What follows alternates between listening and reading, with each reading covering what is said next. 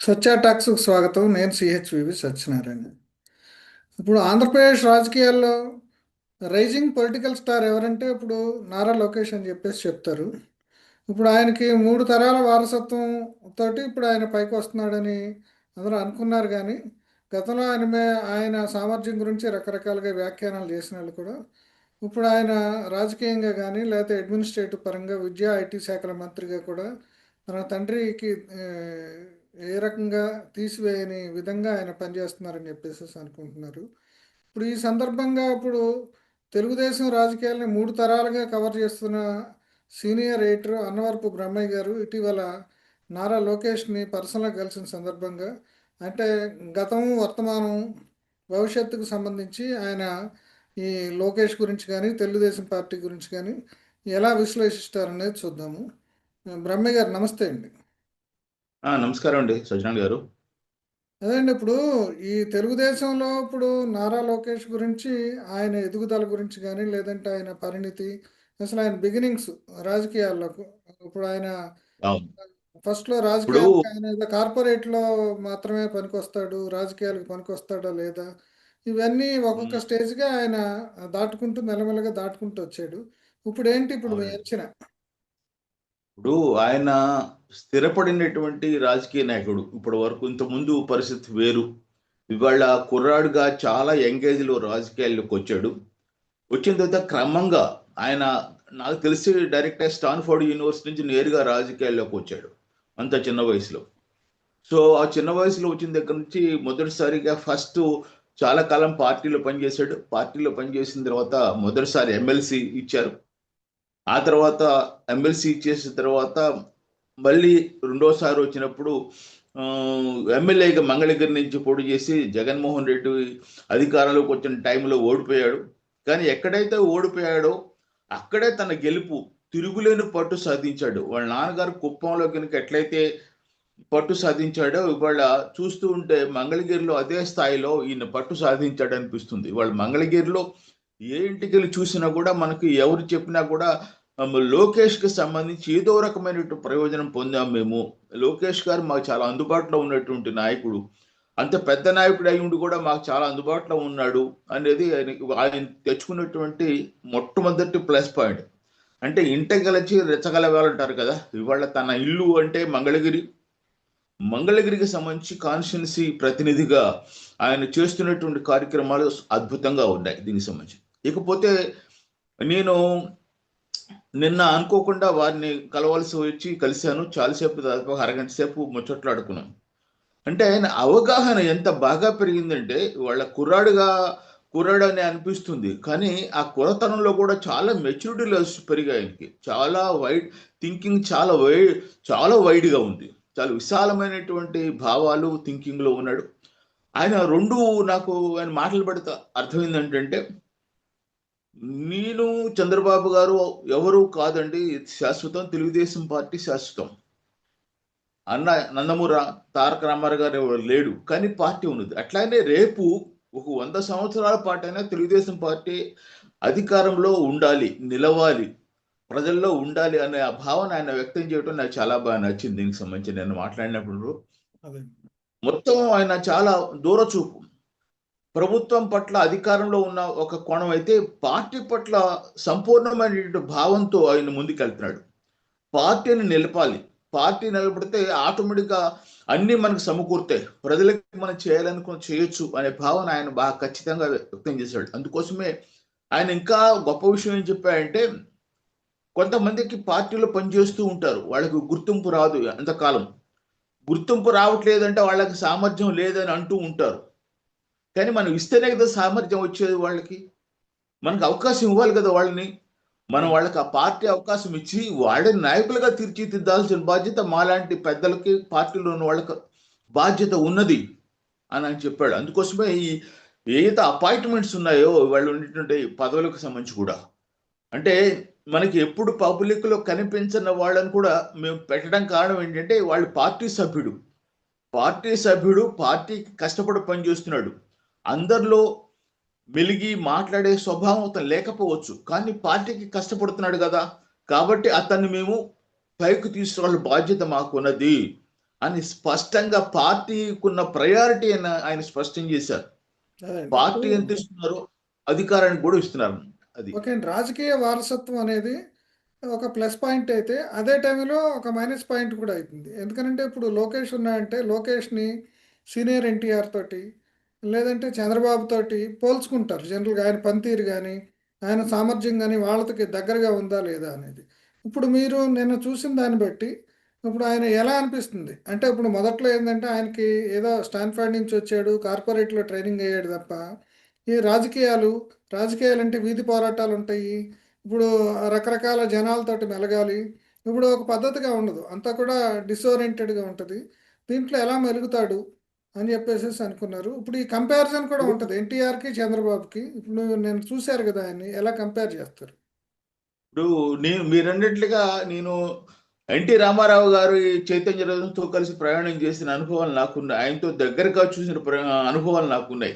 ఎందుకంటే నేను 81లో రాజకీయాల్లోకి జర్నలిజంలోకి వచ్చాను. ఆయన పార్టీ నేను వచ్చిన తర్వాత సంవత్సరంన్నరకేమో తెలుగుదేశం పార్టీకి వచ్చింది. అంటే తెలుగుదేశం పార్టీని ప్రారంభం నుంచి దగ్గరగా చూసిన వ్యక్తిని. ఆ తర్వాత చంద్రబాబు నాయుడు గారి పాలన చూశాను. ఇప్పుడు చూస్తున్నాను. ఇప్పుడు ఈయన లోకేష్ గారు ఆహ్, రాజకీయాల్లోకి ప్రవేశించారు. మీరన్నట్టుగా రాజకీయాలు ప్రారంభించినప్పుడు లోకేష్ పట్ల చాలా మంది చాలా రకాలుగా వ్యాఖ్యానించారు. కానీ విచిత్రం ఏంటంటే కుంగిపోకుండా నిలబడ్డాడు. కొంతమంది ఆయన పట్ల చేసినటువంటి చూస్తే కొన్ని చాలా బాధ అనిపిస్తది. అయినప్పటికీ ఆయన కుంగిపోలేదు. ఎక్కడైతే మాట పడ్డాడో, ఆ మాట పడిన చోట నిలబడ్డాడు. నిలబడి ఇవాళ ముందుకు తీసుకెళ్తున్నాడు పార్టీని. అతనికి ఉన్నటువంటి ప్రత్యేకత నాకు అది అనిపించిందనమాట. మన ఓటమికి కానీ, లేకపోతే ఏదైనా దెబ్బ తగిలితే కుంగుబాటు కానీ అతనిలో కనిపించలా. ఆత్మవిశ్వాసం ఎక్కువగా కనిపించింది. ఇప్పుడు మీరన్నట్టుగా కంపారిజన్ ఉంటుంది. సహజంగా ఇప్పుడు వాళ్ళకి కంపారిజన్. ఆ కంపారిజన్‌లో సక్సెస్ అవుతున్నాడు ఇవాళ. ఫస్ట్ స్టార్టింగ్‌లో కంపారిజన్ చేసినప్పుడు ఆహా! అంతేనా ఇప్పుడు చంద్రబాబు నాయుడికే ఆ స్థితి వచ్చింది. చంద్రబాబు నాయుడే ఎన్టీ రామారావుకు ఉన్నంత ఇమేజ్ లేదు కదా చంద్రబాబు గారికి అని చెప్పన్నారు. కానీ ఆ ఇమేజ్‌తో సంబంధం లేకుండా ఏదైతే ఒకసారి ఎలక్షన్ పార్టీ కారణంగా బయటకు వచ్చినటువంటి తెలుగుదేశం పార్టీ మళ్ళీ ఎన్నికలు వచ్చినప్పుడు కూడా ప్రజలు చంద్రబాబును అంగీకరించారు. అంతే తప్ప ఎన్టీ రామారావు లేడని చెప్పి అది తిరస్కరించలేదు కదా! సో చంద్రబాబు నాయుడు అంగీకరించారు. అట్లానే ఇవాళ ప్రతి దానికి సంబంధించి ఇమేజ్ ఒక అవసరమే. కానీ సమర్థత కూడా ప్రజలు గుర్తిస్తారు ఇవాళ. ఇవాళ సమర్థత కలిగిన నాయకులకి ఇప్పుడు సినిమా హీరోలు చాలా మంది వారసత్వంగా వస్తున్నారు. వారసత్వం ఎందుకు పనికొస్తుంది? ప్రవేశానికి ప్రారంభంలో 1, 2 సార్లు పనికొస్తుంది. ఆ తర్వాత తమ సామర్థ్యాన్ని తాను నిలుపుకుంటేనే వాళ్ళు సక్సెస్ అవుతారు. ఇవాళ ఆ స్థితిలో లోకేష్ మొట్టమొదట సామర్థ్యానికి సంబంధించి నిలదొక్కున్నాడు. మాటలు పడ్డాడు. మాటల్ని బాగా ఎదుర్కొన్నాడు. నిలబడ్డాడు. నిలదొక్కుని ఇవాళ సమర్థత కలిగినటువంటి యువనేతగా ఇవాళ ప్రజల ముందుకు వస్తున్నాడు. అది ఆయనకున్నటువంటి ప్రత్యేకత. ఇప్పుడు ఎన్టీ రామారావులో ఉన్న మొండితనం, జనాకర్షణ, అట్లాగే చంద్రబాబులో ఉన్నదేమో చాణక్యం. ఇప్పుడు అట్లాగే ఇప్పుడు ఈయన యువకుడు కాబట్టి యువతని అంటే కొత్త తరాన్ని ఇప్పుడు ఆ పాత తరం అయిపోయింది. ఇప్పుడు చంద్రబాబు తోటి అవును. ఎవరైతే పార్టీ పెట్టినప్పుడు వచ్చారో వాళ్ళందరూ కూడా ఇప్పుడు నెమ్మదిగా వాళ్ళంతా వృద్ధాప్యంలోకి వచ్చారు. సీనియర్లు అందరూ వచ్చి మళ్ళీ కొత్త తరం వస్తుంది.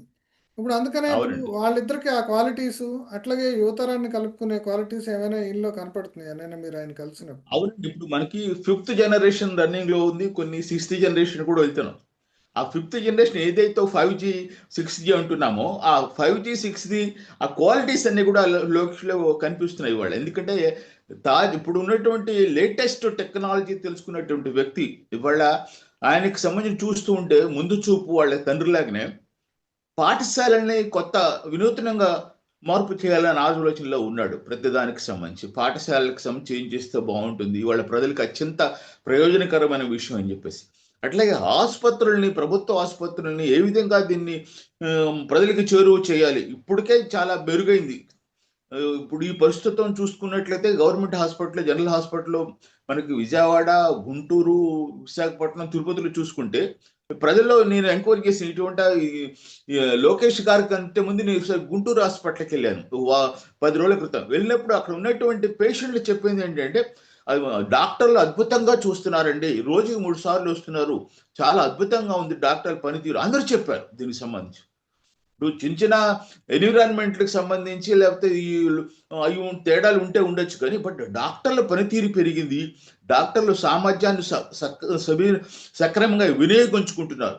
ఇవన్నీ కూడా ఆయనకు ఉన్నటువంటి ఏదైతే ఉందో ఫోర్ సైట్ వల్ల ఎంత సాధ్యమవుతుంది. ఇవాళ ఉన్న టెక్నాలజీ ఆయనకు తెలుసు, ఆయనకి సంబంధించి దాన్ని ఉపయోగించుకోవాలని చెప్పి చేస్తున్నాడు. కాబట్టి ఇవాళ ఆయనకి ఫెచ్చింగ్ అయ్యేది ఏంటంటే ఆయన యువకుడు కావటం వల్ల నేటి యువతరానికి భవిష్యత్తుకి ఏం చేయాలో తెలిసిన వ్యక్తిగా ముందుకున్నాడు ఇవాళ. ఇప్పుడు సంపన్న కుటుంబంలో పుట్టాడు ఆయన. కార్పొరేట్ రంగంలో ఎదిగాడు. ఇప్పుడు రాజకీయాలంటే కదా పబ్లిక్ అండ్ రఫ్ అండ్ టఫ్గా ఉంటాయి. ఇప్పుడు మీరు చెప్పిన విద్య, గవర్నమెంట్ విద్య, అట్లాగే ఇప్పుడు ప్రైవేటు మొత్తంగా కూడా కార్పొరేట్ విద్యా రంగాన్ని ప్రైవేటు మొత్తం ఆక్రమించింది. ఇప్పుడు ఈ ప్రైవేటు రంగంతో అంటే నిన్న మీరు మాట్లాడిన సందర్భంగా ఇట్లాంటి ఏమన్నా వస్తే దాని గురించి మీ విశ్లేషణ చెప్పండి. అంటే ఈ కార్పొరేట్ విద్య, ప్రభుత్వ పాఠశాల ముఖ్యంగా ఆయన విద్య చూస్తున్నాడు కాబట్టి దానికి సంబంధించి మీ మధ్య వచ్చిన సంభాషణ ఏంటి? ఇప్పుడు విద్యకు సంబంధించి ఆయన చాలా చక్కగా అవగాహనతో ఉన్నాడండి. నేను కొన్ని పాయింట్లు చెప్తే ఆయన నాకంటే ముందుగా నా పాయింట్కి సంబంధించిన బాగా విశ్లేషణ చేశాడు. ఒక సీనియర్ పాత్రికేయుడు కొన్ని విషయాలు విద్యకు సంబంధించి కొన్ని విషయాలు చెప్తే ఆ విషయాలతో పాటుగా ఇంకా మెరుగైన విషయాలు చెప్పాడు ఆయన. అంటే చక్కటి అవగాహనతో ఉన్నాడని చెప్పేసి నాకు అర్థమైంది దానికి సంబంధించి. సో అద్భుతమైనటువంటి ఆలోచన విధానంతో ఆయన ఇవాళ ఎడ్యుకేషన్ పట్టి విద్యా విధానం ఆయన ఏమంటున్నాడంటే ఈ ప్రభుత్వ పాఠశాలలో కూడా నో అడ్మిషన్ బోర్డులు పెట్టాలి, ఆ స్థాయికి తీసుకెళ్లాలని ఆయన లక్ష్యంగా ఆయన చెప్తున్నాడు. అదే. ఇంకా నిన్న మీరు సంభాషించిన సందర్భంగా అంటే ఈ పబ్లిక్కి సంబంధించిన విషయాలు ఏమేమి ప్రస్తావనకు వచ్చినాయి, అసలు మీరు అక్కడికి వెళ్ళిన దగ్గర నుంచి వచ్చేదాకా ఏం జరిగింది అనేది చెప్తాను. అంటే జనానికి ఆకర్షణీయంగా ఉంటుంది, ఇంట్రెస్ట్, క్యూరియాసిటీ ఉంటుంది. ఆయన చెప్పిన ఇంకో అంశం ఏంటి, ప్రధానమైన అంశం ఏంటంటే సహజంగా ఆయన సోషల్ మీడియాకి సంబంధించి ఎక్కువ అబ్జర్వేషన్ లో ఉన్నాడు అనిపిస్తుంది. సోషల్ మీడియా ఒకటే ప్రజలకి మమ్మల్ని చేరువ చేయదు. సోషల్ మీడియా ఎంతవరకు ఉండాలో అంతే ఉండాలి. ఏ మాత్రం ఎక్కువైనా కూడా ప్రజలు దాన్ని తిరస్కరిస్తారు. దానికి ఉదాహరణ బీహార్ ఎన్నికలు. బీహార్ ఎన్నికల్లో లల్లు ప్రసాద్ గారి అబ్బాయి అట్లనే పీకే వీళ్ళు కూడా విపరీతమైన సోషల్ మీడియాని వాళ్ళు ఉపయోగించారు, కానీ గెలవలేకపోయారు. సోషల్ మీడియా బీజేపీ చాలా తక్కువగా ఉపయోగించింది వాళ్ళతో పోల్చుకుంటే, కానీ గెలిచారు. సో గెలవటానికి అట్లా ప్రజల్లో ఉండటానికి సోషల్ మీడియా అనేది ఒక సాధనం మాత్రమే, కానీ అదే కీలక మతం కాదు అని చెప్పి స్పష్టంగా చెప్పాడు. నాకు అది గొప్ప విశ్లేషణగా అనిపించింది. ఇప్పుడు చాలా మంది వాళ్ళు సోషల్ మీడియా పట్ల పరిగెడుతున్నారు, సోషల్ మీడియా అని చెప్పేసి. ఆయన ఆ తరహా కాకుండా అబ్జర్వేషన్ చెప్పాడు, సోషల్ మీడియా కావాలి కానీ సోషల్ మీడియా ప్రధానం కాదు అని చెప్పి ఆయన చెప్పాడు. ఆయన చెప్పిన దాంట్లో అది ఒకటి బాగుంది. అట్లనే ఆయన చాలా క్రమశిక్షణ, మమ్మల్ని నాకు ఇచ్చిన టైంకి కరెక్ట్గా చక్కగా పిలిచారు. 1-to-1 మాట్లాడే విధంగా చక్కగా మాట్లాడు చాలా విషయాలు. మనం విచిత్రం ఏంటంటే ఆ స్థాయిలో ఉండి కూడా ఏదైనా పాయింట్ చెప్తే చక్కగా నోట్ చేసుకున్నాడు ఆయన. మేము ఇచ్చినటువంటి పాయింట్స్ మీద మరి రిమార్క్స్ రాసుకున్నాడు స్వయంగా. సో వినేసి అట్లా వేగంగా పంపించకుండా అట్లా పాయింట్స్ టు పాయింట్స్ చక్కగా నోట్ చేసుకొని వాటికి సంబంధించి మాట్లాడిన తీరు, అంటే అతనిలో మెచ్యూరిటీ. అట్లా మీకు అందరికీ కనిపించిన అంశం ఏంటంటే విచిత్రమేం కాదు, ఇది చక్కగా ఉన్నదండి ఆయనలో. మీరు చెప్పినట్టుగా గోల్డ్ స్పూన్ తో పుట్టిన ఆయన జెంటిల్నెస్, రిసీవ్ చేసుకునే తీరు, రావటం నన్ను చూడటం బ్రహ్మగారు రెండు బాగున్నారా అని చెప్పేసి అడిగిన తీరు, అంటే సీనియారిటీని గౌరవించడం, ఈ అంశాలన్నీ కూడా ఆయన క్యారెక్టర్ని ప్రొజెక్ట్ చేస్తున్నారు చక్కగా. దానికి సంబంధించి మంచి భవిష్యత్తు ఉన్నటువంటి నాయకుడిగా మనం లొకేషన్ చెప్పవచ్చు. అదే గత హయాంలో ఒకసారి ఒక మిత్రుడితో కలిసి నేను కూడా ఆయన దాదాపుగా ఒక 45 మినిట్స్ అట్లా ఆయనతో గడిపాము. అంటే నాకు అనిపించిన ఇంప్రెషన్ ఏంటంటే ఆయనతో మాట్లాడితే ఇప్పుడు మీరు చెప్పినట్టు సంపన్న కుటుంబంలో పుట్టినాడు, కొంచెం గర్వంతో ఉంటాడని కాకుండా మన ఇంట్లో పిల్లాడితో మాట్లాడిన ఫీలింగ్ ఉంది. అంటే అట్లాగే మీ అనుభూతి ఏంటి ఆయనతోటి? నిజంగా మీరు చెప్పిన అనుభూతి నాకు కూడా కలిగిందండి. ఎందుకంటే ఆయన అట్లా అనిపించలేదు అసలు సంపన్న కుటుంబం నుంచి వచ్చాడని చెప్పేసి, కానీ సింపుల్ గా చక్కగా చాలా సింపుల్ గా ఉన్నాడు. ఆ, వచ్చి ప్రత్యేకంగా "మేము ఫోటో దిగుదామండి, నేను అడక్క ముందే ఆయన ఫోటో దిగుదామండి" అన్నాడు. ఇచ్చిన బుక్స్, నేను ఇచ్చిన పుస్తకాలు, నేను రాసిన పుస్తకాలు ఇచ్చాను. ఇస్తే ఆ పుస్తకాలన్నిటి తిరిగేశాడు. ద్రవిడ సూర్యుడు అని చెప్పి కళానిధి గారి జీవిత చరిత్ర గురించి బుక్ రాస్తే చూసి చాలా చక్కగా ఉందండి, ఇది ఎంతకాలం పట్టింది మీ ఈ బుక్ రాయడానికి అని అడిగాడు. దీనికి సంబంధించి మద్రాసు వెళ్ళారా, ఎక్కడెక్కడ సేకరించారా సమాచారాన్ని అడిగాడు. అట్లాగా అన్న నందమూరి తారకరావు గారికి సంబంధించి కూడా ఈయన స్థాయిలో పుస్తకాలు ఉన్నాయా లేవా అని చెప్పేసి అడిగాడు. ఎటువంటి పుస్తకాలు చదివితే మంచిది, మీరేం చెప్తారా అని అడిగాడు. ఇట్లా చాలా అంశాలు ఆయన చాలా క్లోజ్గా, ఇంట్లో మనిషిలాగా, ఒక సొంత తెలిస్తే ఎట్లా ఉంటుంది ఏమిటి అన్నట్టుగా మాట్లాడారు ఆయన. అది ఆయన క్యారెక్టర్ని నా ప్రొజెక్ట్ చేసే విధానం, ప్రొజెక్ట్ అయ్యే విధానం చాలా బాగుంది. అదే అండి, గతంలో ఇప్పుడు కేటీఆర్ ఇక్కడ బ్రహ్మాండమైన ఇంగ్లీష్లో, ఆయన విదేశాల నుంచి వచ్చాడు కాబట్టి బ్రహ్మాండమైన ఇంగ్లీష్తో మాట్లాడినప్పుడు ఈయన ఇక్కడ తెలుగుతోటి కుస్తీ పడుతున్నాడు. అంటే ఈ మధ్యకాలంలో కార్పొరేట్ మీటింగుల్లో వాటిలో కూడా తన స్టాన్ఫర్డ్ ఇంగ్లీష్ తోటి ఇప్పుడు తను స్థాయి ఏంది అనేది ఇప్పుడు ఆయన నిరూపించుకున్నాడు. అట్లాగే ఆయన ఈ జనగణం సందర్భంగా తెలుగు ప్రొనౌన్సియేషను, తెలుగు మీద పట్టు సాధించడానికి చాలా ప్రయత్నం చేశాడు. మీరు మాట్లాడినప్పుడు ఆయన తెలుగు ఎలా అనిపించింది? చాలా తెలుగు మీద ఇప్పుడు నేను అది చూసి ఫస్ట్ తెలుగు రాదేమో, చదవలేడేమో అనుకున్నా. నేను పొరపాటున కొన్ని అంశాల్ని తెలుగులో రాసుకొని టైప్ చేసుకుని తీసుకెళ్ళాను. అదే. అట్లానే కొన్ని ఇచ్చిన బుక్స్ తెలుగు బుక్స్ నేను ఇచ్చినాయి. విచిత్రం ఏంటంటే ఆయన ప్రతి బుక్కు సంబంధించి కంటెంట్ చదివాడు, ఏమేమి శీర్షికలు ఉన్నాయి దాంట్లో చూసి చదివాడు. అట్లాగే నేను కొన్ని పాయింట్స్ ఆయన సజెషన్ చేస్తూ ఇచ్చినటువంటి ఆయన దృష్టికి తీసుకునే పాయింట్లు కూడా తెలుగులో తీసుకెళ్ళా. ఆ తెలుగు కింద తెలుగులోనే రాసుకున్నాడు ఆయన. నేను రాసిన తెలుగు పాయింట్స్ కింద తెలుగులోనే రిమార్క్స్ రాసుకున్నాడు. అంటే తెలుగు పట్ల చాలా శ్రద్ధ వహిస్తున్నాడు. తెలుగు ఆయన స్టాన్ఫర్డ్ యూనివర్సిటీలో చదివినప్పటికీ తెలుగును మర్చిపోలేదు. తెలుగు భాష పట్ల తగిన విధంగానే శ్రద్ధ తీసుకుంటున్నాడు అని చెప్పేసి నాకు అనిపించింది. అదేండి. అంటే తెలుగులో బాగానే కసరత్తు చేసి ఆయన ఒక పరిణితి సాధించాడని అనుకోవాలి. అదే అవునండి. ఇప్పుడు ఇక మనం అడ్మినిస్ట్రేషన్ విషయానికి వస్తే ఇప్పుడు ఆయన ఈ పెట్టుబడులు విదేశాల నుంచి తీసుకురావటం ఏదైతే ఇంతకుముందు చంద్రబాబు నాయుడు చేసేవాడో ఇప్పుడు ఆ పని మీద ఎక్కువ కాన్సన్ట్రేషన్ చేస్తున్నాడు. అంటే ఒక మార్కెటింగ్ ఆఫ్ ఆంధ్రప్రదేశ్, అమరావతి చేస్తున్నాడు. దానికి సంబంధించి ఇప్పుడు ఎట్లా ఉంది అంటే ఈ ఆ రోజుల్లో మనం ఈ మైక్రోసాఫ్ట్ తీసుకురావటంలో ఇప్పుడు చంద్రబాబు పడిన తపన పాపం ఆయనకి ఆ రోజుల్లో అంటే ఇవాళ ఈయన స్టాన్ఫర్డ్లో చదువుకున్నాడు, ఇంగ్లీష్ అంత బాగా రాదు. బహుశా ఆయన కూడా సగటుగా తిరుపతిలో చదువుకున్నాడు. అయినప్పటికి కూడా ఆయన సాధించాడు. అంటే జగన్ లాంటి వాళ్ళు నాకంటే, చంద్రబాబుకి నాకంటే ఎక్కువ ఇంగ్లీషే వచ్చు అని మాట్లాడినా సరే ఆ తర్వాత అర్థమైంది. అసలు చంద్రబాబు ఆ మాటకి అందరు నవ్వుకుని ఉంటారు. అంటే ఇంగ్లీష్ రావటం వేరు, వర్కింగ్ నాలెడ్జ్ వేరు, అడ్మినిస్ట్రేషన్ వేరు అనేది. అంటే ఇప్పుడు ఇప్పుడు లోకేష్కి ఇంగ్లీష్ సంబంధించి ఈ విదేశాల నుంచి పెట్టుబడులు తీసుకురావటం వాటికి సంబంధించి ఒక మార్కెటింగ్ ఎగ్జిక్యూటివ్ లాగా తన కార్పొరేట్ పరిజ్ఞానాన్ని ఉపయోగిస్తున్నాడు. దాని మీద మీరు ఏం ఇప్పుడు చెప్తారు? మీ అబ్జర్వేషన్ ఏంటి? అవునండి. మీరు చెప్పినట్టే ఒకటి బేసిక్‌గా మీరు ఇందాక కంపేర్ చేసినట్టుగా భాష రావడానికి డిగ్రీలకి సంబంధం లేదండి. నాకు తెలిసి చాలామంది ఇప్పుడు రాంభట్ల కృష్ణమూర్తి గారని మనకు బాగా సీనియర్ జర్నలిస్ట్ ఉన్నాడు. ఆయన ఫిఫ్త్ క్లాసే చదువుకున్నాడు. ఆయన ఇంగ్లీష్‌లో పండితుడు, ఉర్దూలో పండితుడు, హిందీలో పండితుడు, ఇంగ్లీష్ అద్భుతంగా మాట్లాడతాడు ఫిఫ్త్ క్లాసే చదివి. అంటే డిగ్రీలకి చదవటానికి సంబంధం లేదు అనటానికి చంద్రబాబు నాయుడు ఉదాహరణ చెప్పాలంటే. ఆయన వెంకటేశ్వర యూనివర్సిటీలో ఎంబీఏ చేశాడు ఎకనామిక్స్‌లో. అదేనండి. ఆయన ఆయన స్థాయిలో మాట్లాడతాడు చక్కగా. చాలా విదేశీ ఎంఎన్సీస్‌ను ఆయన ఆకర్షించాడు, తీసుకొచ్చి పెట్టాడు. మొన్న విశాఖపట్నంలో కాంగ్నిజెంట్ దానికి సంబంధించినటువంటి శంకుస్థాపన చేసేటప్పుడు వాళ్ళు చెప్పారు ఆ విషయాన్ని.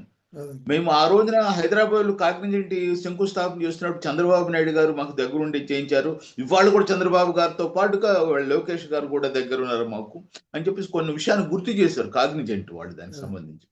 ఇప్పుడు వాళ్ళు కాగ్నిజెంట్ లాంటి సంస్థలన్నీ కూడా ఇవాళ విశాఖపట్నంలో వచ్చేసి చేస్తున్నాయంటే దీనికి సంబంధించి ఇద్దరి కృషి ఉంది. అయితే అఫ్‌కోర్స్ ఇవాళ కృషి ప్రకారంగా చూస్తే విదేశీ పెట్టుబడులు వాటన్నిటిలో చంద్రబాబు ఇమేజ్ వేరు, డిఫరెంట్. ఎందుకంటే ఆ రోజుల్లోనే మనకి సత్యం రామలింగరాజు లాంటి వాళ్ళుతో సమానంగా ఈ దేశాల్లో మన పేరు గడించి చంద్రబాబు నాయుడు గారు అంటే విదేశీ ఎంఎన్‌సీస్‌కి సంబంధించి అందరిని ఆకర్షిస్తాడనే భావన. మైక్రోసాఫ్ట్‌ని తీసుకురావటం ఇండియాకి, మైక్రోసాఫ్ట్ బిల్ తీసుకురావటం, గేట్స్‌ని కలిసి. ఇటువంటి అంశాలన్నీ కూడా చాలా ఉన్నాయి దానికి సంబంధించి. ఆయన ఇమేజ్ డిఫరెంట్ అది. అయితే ఇవాళ ఆయన ఆయన బాటలో చేస్తున్నాడు లోకేష్ గారు. ఇవాళ లోకల్ అడ్మినిస్ట్రేషన్ సమర్థవంతంగా చేస్తున్నాడు. ఇవాళ ఐఏఎస్లు ఐపీఎస్లతో చాలా మంది చూస్తూ ఉంటా. మంత్రులు అట్లనే జగన్మోహన్ రెడ్డి గారు చాలా ర్యాష్గా అధికారులతో మాట్లాడేటప్పుడు తో తాట తీస్తాము ఇటువంటి పదాలు కూడా ఉపయోగిస్తారు. కానీ ఈయన మీరు లోకేష్ గారిని గమనిస్తే ఐఏఎస్లు ప్రభుత్వ ఉద్యోగులతో మాట్లాడే తీరు చాలా సౌమ్యంగా ఉంది. సో మాట్లాడే విధానంలో తేడా ఉంది. అంటే ఇవాళ ఆయన విదేశాలకు వెళ్ళి ఆయన తన శక్తి మేరకు తను ట్రైనింగ్ అవుతూనే కొన్ని ఎంఎన్సీస్ని ఆహ్వానించడమే కాకుండా ఇవాళ ప్రభుత్వ పరంగా అడ్మినిస్ట్రేషన్లో అధికారుల నుంచి కానీ ఇతర ప్రభుత్వ ఉద్యోగులకు సంబంధించి కూడా మంచి పేరు తెచ్చుకుంటుంది. అంటే ఆయన చెప్తున్నాను కదా, ఫస్ట్ ఆయన ఈజ్ ఎ గుడ్ లీడర్, మంచి ఒక నాయకుడిగా భవిష్యత్తులో మరి భారతదేశానికి ఆంధ్రప్రదేశ్కి ఒక అంది వచ్చే నాయకుడు అని చెప్పాలి. ఇప్పుడు సుదీర్ఘ ప్రయాణం చేస్తున్న తెలుగుదేశం పార్టీలో కార్యకర్తలతో వ్యవహరించడం, ఇప్పుడు ఈయన కొత్తగా నాయకత్వానికి నెక్స్ట్ వారసుడు కాబట్టి ఈ లింక్ పాత తరంతో కొత్త తరంతో లింక్ ఏర్పాటు చేసుకోవటం, దీనికి సంబంధించి మీ అబ్జర్వేషన్ ఏంటి? అంటే పార్టీ సంస్థాగత వ్యవహారాల్లో ఆయన ఎలా వ్యవహరిస్తున్నాడు, ఫ్యూచర్లో ఎలా వ్యవహరించబోతున్నాడు? ఇప్పుడు నిన్న మాటల్లో ఫస్ట్ చెప్పింది కూడా అదే ఆయన చెప్పింది. ఇది పార్టీలో నాయకులు శాశ్వతం అంటే పార్టీ శాశ్వతం. ఇది 100 ఏళ్ళు తర్వాత కూడా తెలుగుదేశం పార్టీ ఇంతే పటిష్టంగా ఉండాలి, దానికి ఏం చేయాలో ఆ పని చేయాలని నా కోరిక అని చెప్పి ఆయన స్పష్టంగా చెప్పాడు.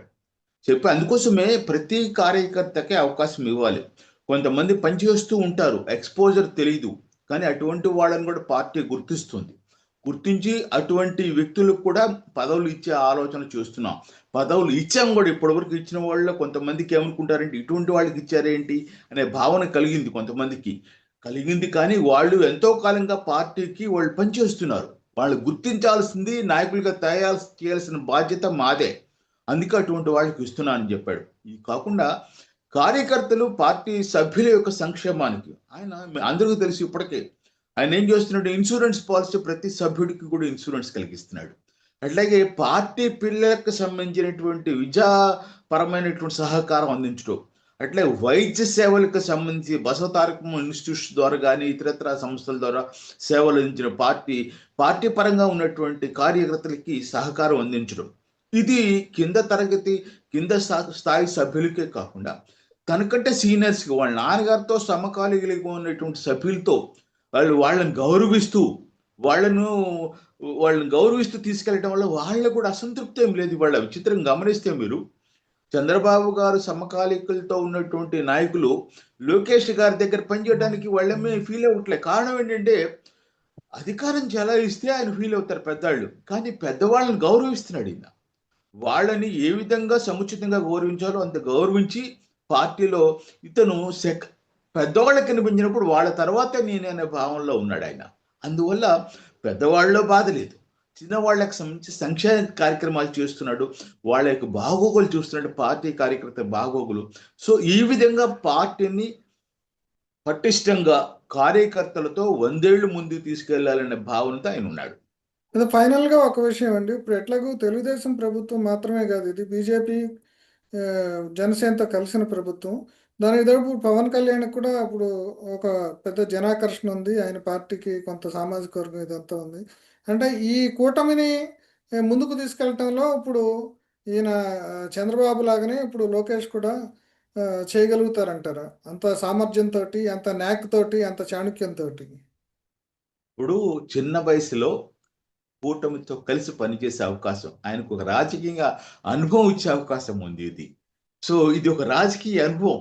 సో ముగ్గురు కలిస్తే పాలన ఎట్లా చేయొచ్చు అనేది మీకు అనేక ప్రమాణ స్వీకారాల సందర్భంగా బీజేపీ అగ్రనాయకులతో చివరికి పవన్ కళ్యాణ్తో కూడా ఎట్లా ఆయన మెలిగింది అందరూ ప్రత్యక్షంగా చూశారు. సో అది ఆయన జెంటిల్నెస్, గొప్పతనం దానికి సంబంధించి. ఇప్పుడు మీరు గమనించే ఉంటారు, పవన్ కళ్యాణ్కి ఆయన పాదాబంధనం చేశాడు దానికి సంబంధించి. వేరే పార్టీ అనే భావన కాదు, పెద్దవాడు కలిసి పని చేస్తున్నాం అనే భావన. సో కాబట్టి ఇది ఆయనకి ఒక అనుభవంగా ఉండాలి, అనుభవంగా ఉంటుందని చెప్పి అనుకుంటుంది తప్ప ఇతరత్ర అంశాలు మనం జోలికి వెళ్ళడానికి అవకాశం లేదు. ప్రధాని మోడీకి కూడా ఆయన చాలా సన్నిహితం అయినట్టున్నాడు ఈ మధ్యకాలంలో. అది కేవలం పెద్దల పట్ల ఈయన చూపే గౌరవం వల్ల అట్లా జరుగుతుంది. ఓకే, థ్యాంక్ యూ అండి బ్రహ్మయ్య గారు. Right sir, thank you.